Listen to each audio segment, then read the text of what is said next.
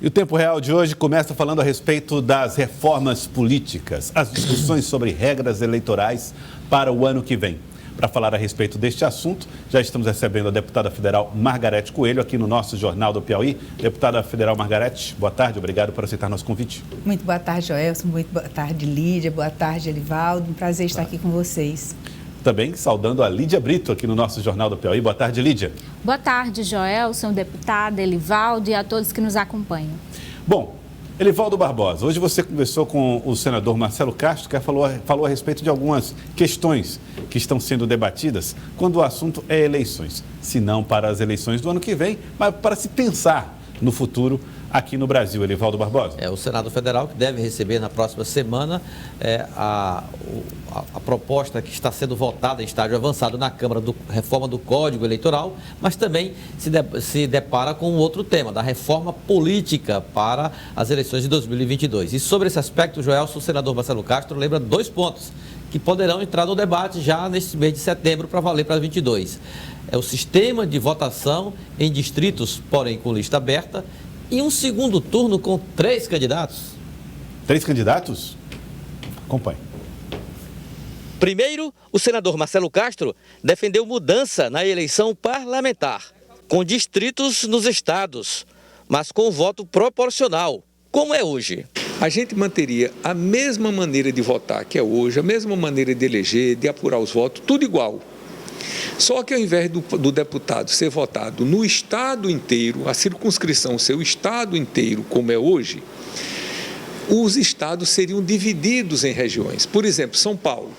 São Paulo tem 70 deputados federais. Hoje, a pessoa se candidata e pode ser votado no estado inteiro. E o eleitor de qualquer lugar do estado pode votar em qualquer candidato. Então, na nossa proposta, São Paulo seria dividido, por exemplo, em 10 circunscrições eleitorais, em 10 distritos, em 10 regiões eleitorais. Então, o sujeito seria deputado de São Paulo, mas eleito pela circunscrição de Santos, eleito pela circunscrição de Campinas, de Ribeirão Preto, de São José dos Campos, e por aí vai. A outra proposta defendida pelo senador Marcelo Castro para a reforma política é ainda mais polêmica. O senador, para eventuais segundo turnos em eleições majoritárias, defende não 2, mas até 3 candidatos disputando o voto dos eleitores. O que é que está acontecendo na prática no Brasil? Já no primeiro turno, os partidos ficam inibidos porque vem um candidato com 30% dos votos, vê outro candidato às pesquisas dizendo com 20 e tantos por cento dos votos. O partido fica com receio de lançar um candidato sem chance de ir para o segundo turno. Se nós fôssemos para o segundo turno com 3 candidatos, nós cumpriríamos então esse segundo objetivo. Mas quebraria o princípio da maioria absoluta. Poderia quebrar ou não, dependendo do modelo que fosse aprovado. Então, tramita na Câmara dos Deputados hoje um sistema que não quebraria isso. Iriam 3 para o segundo turno e o eleitor poderia dar 2 votos se quisesse. Ele votaria num candidato e poderia ter uma segunda opção, um dos outros 2 candidatos. É uma proposta que tem viabilidade assim no curto prazo. Vamos conversar com a deputada federal Margarete Coelho, que está discutindo essa questão no Congresso Nacional, alguns dos assuntos que envolvem mudanças nas regras eleitorais, e vamos refletir também sobre isso. Doutora Margarete, começando aqui pela ideia apresentada pelo senador Marcelo Castro, existem possibilidades desse tipo de aprovação para agora, não? Olha, quanto ao voto distrital, seja ele simples, seja ele misto, eu acho que nós já votamos inúmeras vezes e não tem prosperado, né? São diversas tentativas, cada vez que voltamos para o debate político, vem sempre essa ideia, ela é revisitada de termos o sistema distrital. Não acho que o Congresso Nacional esteja com essa tendência, né? Nós vimos como foi flagrosamente derrotado o distritão na Câmara. Com relação a mais de um candidato no segundo turno, eu acho que o senador está inspirado em alguns países, né, da comunidade europeia, onde acontece esse sistema, mas com várias rodadas, né?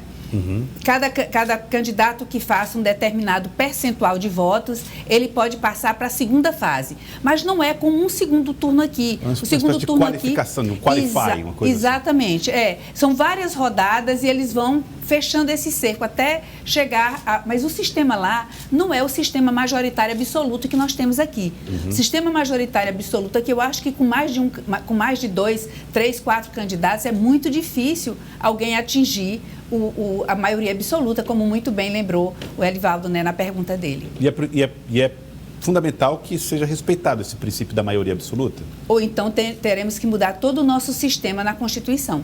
Porque nós temos duas maiorias, né? A gente tem a maioria absoluta, que é aquela de mais de 50%, e a maioria simples, que é aquela de maioria dentre tantos. Então, se fosse maioria simples, o sistema com 3 candidatos se adequa perfeitamente. O que tiver mais votos ganha. Quem chegar no 34%... Quem chegou no 34% ganha, né? Se os outros ficarem na mesma faixa. Mas com maioria absoluta é muito difícil você alcançar sem fazer várias rodadas, como esses outros países, né? Que eu tenho certeza que o senador Marcelo Castro, ele é muito estudioso, ele é muito curioso, deve ter visitado esses outros sistemas.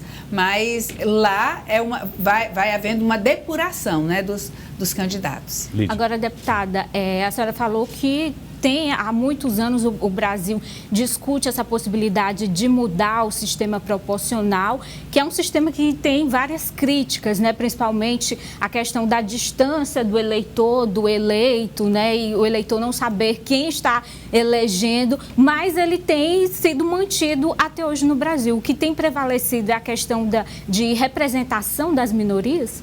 Exatamente. O sistema proporcional, ele é o que melhor inclui, ele é o mais inclusivo possível. Mas também a questão da distância entre o eleitor e o eleito, você não reconhecer quem você elegeu, é muito decorrente da questão das coligações que nós tínhamos. Eu acredito que agora, sem coligações, né, mesmo que venha a federação, como a federação ela estabiliza como um partido durante toda aquela legislatura, isso vai ser, eu acho que se resolve numa certa medida. A senhora está pondo a coligação como algo resolvido? Eu acho que a coligação, eu tenho a impressão que não volta, né? Na Câmara não votou, o Senado também não votou. A federação passou na Câmara, no Senado, foi vetada, mas ela continua no Código, então há mais uma possibilidade do Senado votar ainda para essa próxima legislatura a federação.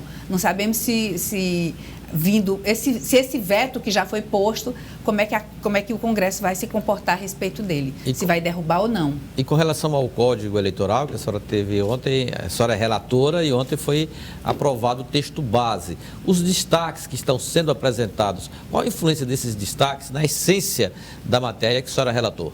Olha, tem destaques que têm um impacto enorme. Nós vimos ontem, por exemplo, a questão da quarentena. Sim. Vários partidos pediram que fosse incluído a quarentena no código, né? E é bom que se deixe claro que você fazer um código com 900 artigos não é a relatora ou a autora da proposta que se senta sozinha em casa, trancada com o computador e vai redigindo tudo aquilo. É uma proposta construída na casa. E vários partidos pleitearam a inclusão no código da quarentena. Certo. Aliás, e nós vimos no destaque cair.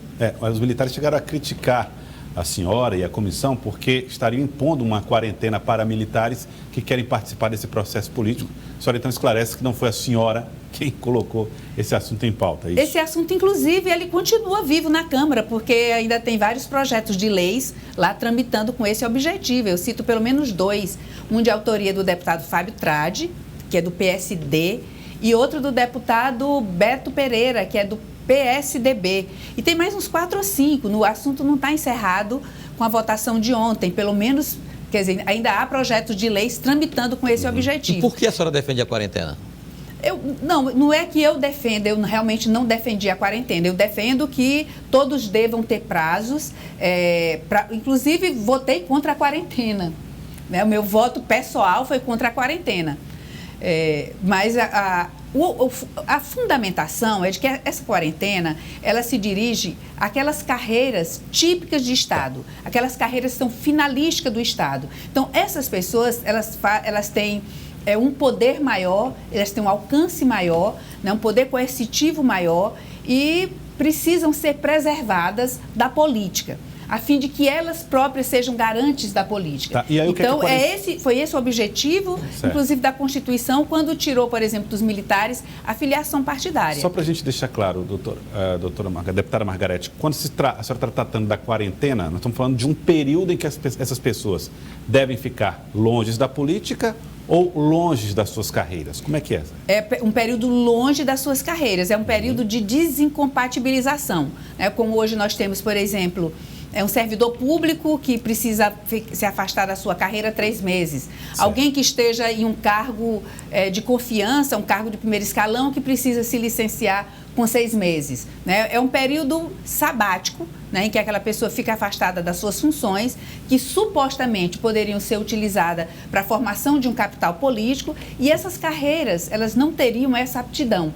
Né? É esse o sentido da quarentena, essa justificativa dela nos projetos de lei em que elas são propostas. Deputada, outro ponto que gerou muita discussão, polêmica, diz respeito ao fundo partidário, né? Há uma maior liberdade dos partidos com relação aos gastos que as legendas vão decidir agora, né? Como é que elas podem gastar. Isso leva a um desvirtuamento do objetivo do fundo?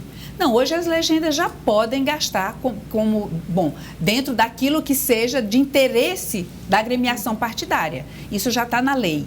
O que nós trouxemos foi um rol maior, né, de questões, mas no sentido de aumentar a transparência e não no sentido de diminuir. O que é que se está dizendo? Não há possibilidade de eu conseguir fazer um rol de todas as despesas possíveis. Pode surgir uma despesa extra, pode surgir algo inesperado que o partido precise, uma situação nova, porque a lei ela não vige só para aquele momento, a proposta dela vai para o futuro. Então, na época da lei partidária não tinha questões, por exemplo, ligadas à internet. Agora tem. Então, nós deixamos uma possibilidade de o partido poder usar o fundo partidário para algumas despesas que não estejam naquela relação, mas para que ele possa utilizar esses recursos nessa cláusula mais aberta, ele precisa da aprovação do diretório. Não é uma decisão do presidente do partido, como é hoje e como é com as outras despesas. Precisa que o diretório se reúna, que haja uma justificativa para aquele gasto extra e esse colegiado decida sobre ele. Torna mais democrático, então, dentro do partido? Esse seria o objetivo? Torna mais democrático, mais transparente, né? E de maior controle, porque mais membros do partido têm acesso àquela despesa e podem opinar sobre a oportunidade dela ou não. Deputada, para a gente encerrar a nossa entrevista, a senhora é advogada especialista em direito eleitoral, quando estava mais dedicada à carreira, agora está mais como deputada federal. A senhora considera que toda essa discussão no Brasil, que envolveu urnas eletrônicas com possibilidade de voto impresso, mudanças que foram propostas agora, possibilidade de volta ou não das coligações, diante de tudo isso e ao final do mês de setembro, a senhora acredita que o Congresso vai entregar para o brasileiro uma proposta mais conservadora, ou seja, muito menos modificações do que o que se imaginava ou que se foi posto em discussão? Eu acho que uma proposta mais garantista, né? Prevendo nessa consolidação de legislações, o que a gente fez foi diminuir o espaço de decisão, diminuir o espaço de discricionariedade nas decisões, porque hoje o que mais surpreende na justiça eleitoral, no processo eleitoral, é que as decisões da justiça eleitoral são muito desencontradas.